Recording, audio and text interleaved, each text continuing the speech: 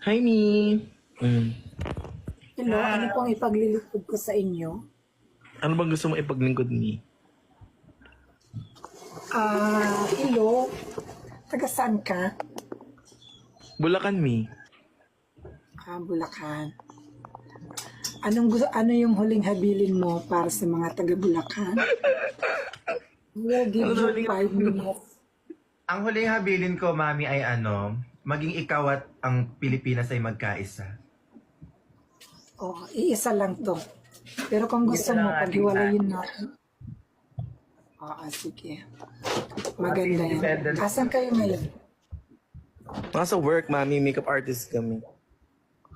Makeup artist ka. Ano yung mga mini-makeupan mo? Mga nag-rest in peace na or mga artista? Meron di artista. Ha? Mga artista. Bongga yan. Pag ma-dead on arrival ako, make-upan mo ako Yes. Yung pang pan one way na. What? May sasend ako sa'yo mamaya, Mi. Anong isesend mo? Isend mo na lion ba yan? Crocodile? Diretso na. Gcash na agad. Hala, thank you so much sa Abuloy Mare. Get well soon. Naaliw kasi ako sa'yo. Balang araw, Mare, magsasawa ka din. Sa una lang masaya. Kita mo natin. People come and go. Isend mo na, Ano Mi, ka ha? ba, Mare? Gcash mo. LGU. Yes. Totoo ba yan, Mare? Message nga. mo ako kung totoo yan. Mag-send ka ng Abuloy. Sandali.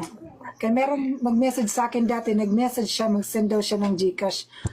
Hindi na nag-reply, nabalitaan ko na lang na ano siya. Pegi na siya. Ando na sa hospital, 50-50. Gaya. Comatose. Saan ako magme-message, Mi? Pwede sa St. Peter, pwede rin dito. Gaga Kung saan ka. mo gusto. Dito na lang. Pwede sa Grindr. Grinder. Oo. Sige, Mi.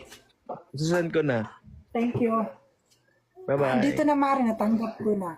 Bye. Get well Naman? soon. Oo. Ano to para